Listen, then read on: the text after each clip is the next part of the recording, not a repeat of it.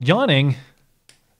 No, We're not recording yet, are we? yeah, well, I caught the tail end of it. No yawning, because this is this is the monthly recap, the most exciting part of the month. No, I'm just, um, this is the part where we thank all the patrons. Thank all the patrons for supporting the show for the month of April, which, man, like a lot of great stuff happened for the show, and it kind of happened.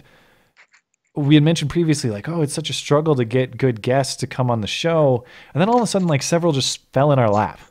Who do we have this month? Well, I mean, it started in the latter half, so we had Styx, Oh yeah, yeah, yeah. and Styx was great, and Styx will be back. I hope if he wants to come back, and it seemed like he had a good time. It seemed like he would be interested, so Styx will definitely be back. I like that guy. And then I just happened to get a message from not even the guy himself, but like Base Stickman's like friend or manager. Right, right. It was just like, hey, let him on your show. And I was like, oh, all right. Okay. Okay. So we have Base Stickman. I thought that was pretty cool. The River Gibbs debacle. I mean, lots of opinions on that. I thought it was pretty entertaining. I thought it added entertainment value to the show. Yeah, everybody was talking about how you were just eating popcorn. They're like, he's not moderating shit. Well, this is the thing about, okay, so we did the River Gibbs thing. We pre-taped it on Tuesday. It just aired this last Sunday. And I emailed River Gibbs and said, look, you're going to come on. You can hash it out with Blonde. I'm going to just stay out of it unless it gets crazy. And then I'm going to ask you a couple questions. Now, to be fair, I do think the one thing we could have done better with him was when it was my turn to ask questions, we should have just kept it to one-on-one at all times. And I told him we would do that. And we didn't necessarily. So dropped the ball a little bit there. However, the bulk of it was just you talking to him. So I think that's entirely fair and exactly what we proposed. You mean eviscerating his arguments one by one? You mean his feelings, not his arguments. Whatever. Okay. But what was frustrating to me, you know, I guess we'll reveal a little inside information to the Patreon crew here and just kind of talk about this. It was frustrating to me because I thought that overall we were very cordial to him. I thought that we left on pretty good terms. I wasn't that nice to him. Okay, well, I made the effort in the emails, as he talked about in his stream, is like, oh yeah, Matt was so nice to me, and then he said all this crap about how I was going to go to bat for him and moderate and intervene on his behalf. I said I never said that. In fact, I said the exact opposite, which was I'm going to sit back and do jack shit. Right, and that's what I did. And then he called you a bimbo. He made up lies about me. Called a bunch of names. It really bugged me. It really did bug me because. Yeah. And it was weird too. He kind of he put on the same shirt and the same outfit and stuff and he said, I just got done with a debate with Blonde. No, you didn't. That was on Tuesday.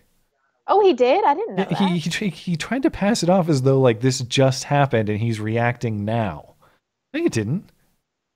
Huh. It was an act. Liar. It was a weird act. Hmm. So I don't know. I guess I kind of regret that it descended the way that it did after the fact, but what was I supposed to do? I mean, I thought... Yeah. Who cares? Anyway, that somehow the patron thank you became a bunch of insider information about River Gibbs, which I know everyone is really super interested in. Yeah, super interested to have. But no, so the point of the thank yous here is just to kind of recap the month that was. And again, I thought it was a really productive month. I like the kind of new format that we have. I think I'll go with this, or we'll go with this a little bit more frequently in pre-taping guests and doing it a little bit more guest focused and then sticking that after kind of the news breakdown. Yeah. And I wish we would have done that with Styx, but we live and learn. Yeah. And I really did enjoy the Styx show, but that's some of the feedback that we got is like, oh, you needed to just like explicitly give Styx more time to talk and stuff. So, which we did kind of hash out before. And I think Styx is just an introvert and he didn't feel comfortable because he had never met either of us before. So when you think like of a normal social interaction, like in real life, it's always a little bit weird at first. And so when you do these hangouts, we're not comfortable with each other socially. And so it's hard for somebody, especially like Styx, that's used to long form, to jump into a pre-existing relationship and talk about the weekly news. It just wasn't conducive with our format. And so I wish we would have done a Styx Center show because I'm a big fan and I love him, but he'll be back. Yeah, we'll have him back. And I think you're exactly right. Now that I think about it a little bit more, it's like, yeah, it is tough just to go into an unknown environment and just be good on the fly with a bunch of things without knowing the dynamic between the people. Yeah, and that, I think when we have established guests coming back, people like Roaming Millennial, Mikey, like people who know the way the show works, we can have them jump in and just be totally fine. But in the future, when we have first time guests like that, I do think that's the piece of wisdom that we take away from it is is give them their kind of own thing as an introduction at least, and then move on from there. So, and all we really asked him about was the Trigger Tequila thing. I should have, gotten more into how we got into YouTube and things like that. That was my question. Question A. I have to know about about Trigger Tequila, about his alleged marriage to Trigger Tequila. Oh well, I had to know too. I mean, when I saw his video about that, I was like, what? Yeah. But the good news is, I'm happy to learn lessons like these, and it's certainly a pleasure to have a conversation like that when the show's gaining traction. The show is gaining traction, and by the way, nobody has ever gone above and beyond. I'm losing I don't know what's going on. Sorry about my throat, but no, we need that radio voice. I know. The one week I was sick over the winter, we had to cancel the call-in show. I never heard the end of it. You are worthless to me without your voice, Skag. Well, I'm worthless to myself. I have no livelihood without it. You'll have to kill yourself. What I wanted to say is no guest of this show has ever gone above and beyond in terms of promoting the show than Styx did. Neither of us asked him to do it. He just put it all over his stuff. He brought us the most live viewers we've ever had, and it wasn't close. By like 700, and that day I got like 500 or 600 subscribers. Yeah, he really crushed it for us just because he's a cool guy. Like, not because we begged him, please help us out. No, he's just like a cool dude who wants to help people succeed. And I can't say enough about him. And I've thanked him privately for that as well.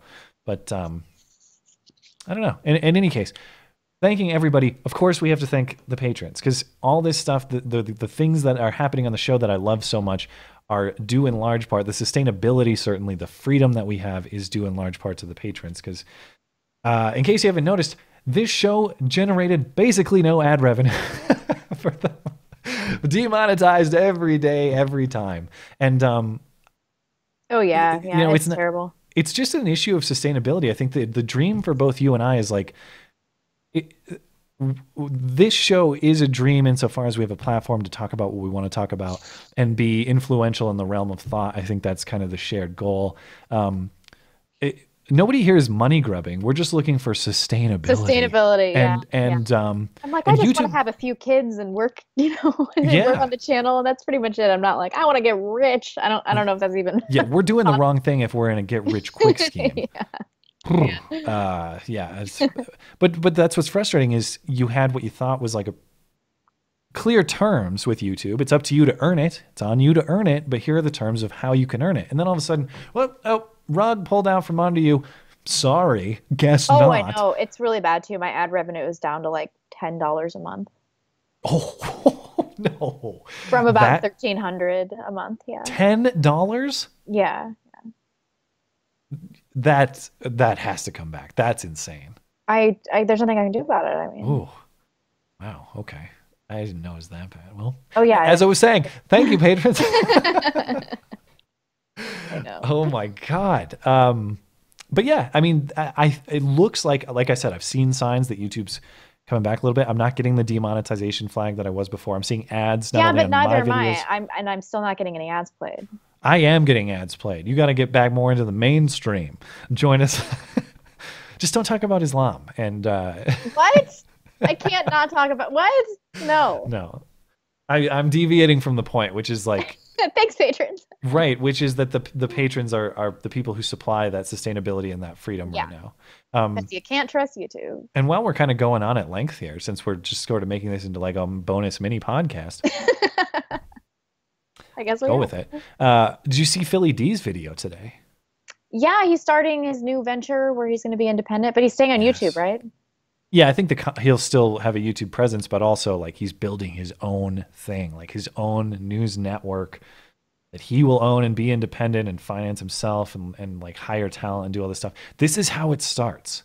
Like it is happening where soon none of this bullshit corporate Fox, MSNBC, CNN, gateway keepers will own anything. YouTube is going to fuck itself right out of its own content creators, because the second someone like, and I'm not even saying like hired, I'm saying if Philly D created a platform where it was like, hey, Matt, you can just come here and you can put your stuff on here and earn ads like you used to. The second Oh, that I'll an be there so opportunity, fast. Yeah. yeah, we're all gone. So YouTube's got to look at that and be very careful about how they proceed. Because I'm so happy to see him succeed independently, and I can't wait for the opportunities he'll create for other people as well. Like, And if we ever get in a position like that too, that's definitely something that I would love to do.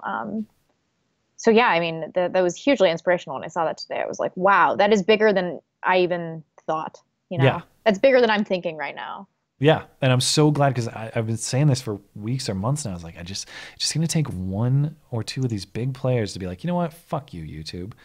Right. And oh, look at that, a viable alternative. Things I mean, just got he's interesting. got he has nearly 6 million subscribers. Yeah, and he bathes in views.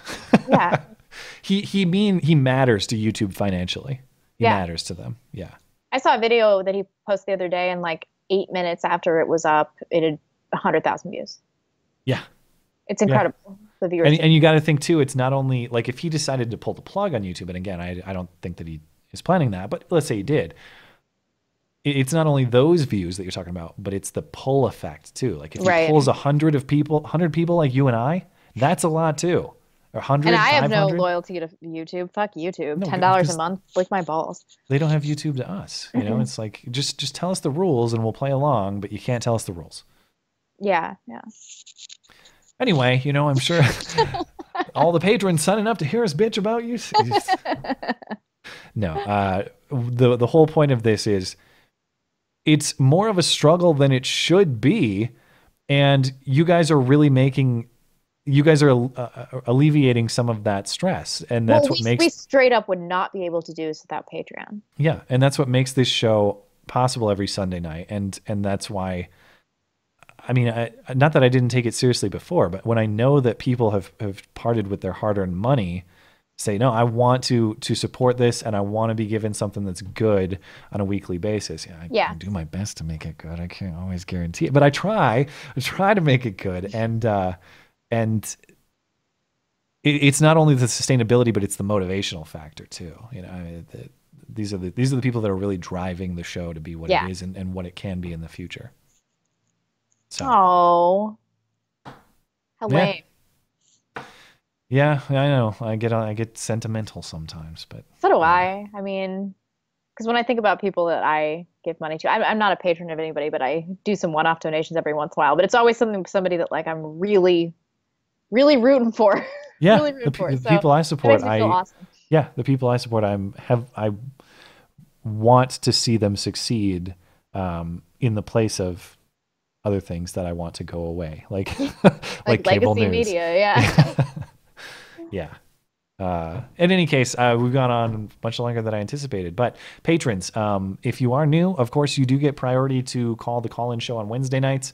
If you have not joined the Discord server and gotten your name marked in orange, so we know that you're a special patron person, get in touch with me and I'll take care of that for you. Other than that, please be in touch anytime. You can message us on Patreon. You can email us. You can tweet us.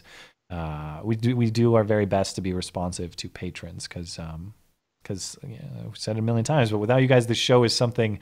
There's plenty of duct tape on it now. There's a lot more duct tape without the patrons. That's for sure. So, in any case, thank you, patrons. It's been a pleasure. This month has been a pleasure. We appreciate you guys so much. Fingers crossed for some good things coming in May too. I always feel it. I feel it in my bones. I've been talking about this for weeks or months, but it's like we got behind the scenes. We talked to people that have agreed to come on the show. Oh yeah, I'll totally do. And then it's like that you got. We are going to be on Andy Worski tomorrow. That's true. Although at this point, I'll believe it when I see it. No, I've never talked to Andy or Chris. Are they actually brothers? Is that like? I don't know. I know nothing of the Warskis, so don't crucify me for saying this. I think they're just buddies that live in the same city. Isn't one of them Asian? Well, that's why. I wasn't going to say it, but that's why I didn't know. I thought they were brothers. I don't think so. I better figure this out before I look like a jackass tomorrow. Somebody's going to cut this out and put it on Twitter, and we're going to be like, yeah, oh, yeah, I know. Yeah. Oh well, I guess I just got confused because his name is Chris Warski, but maybe that's not his name. I mean, he goes by Chris Warski on Twitter. Maybe they're married. I don't know. Yeah, I need to do my We need research. to do some investigation before we say. I'm gonna cut this from the. No, I'm not. I'm just kidding. I cut nothing. Don't Never. believe what River Gibbs says. I don't selectively edit. I don't deceptively edit. All right. Well, there's a mini cast for you. Appreciate it, patrons. Please do be in touch. Thanks, guys. We will catch you at the latest next month. Bye. Bye.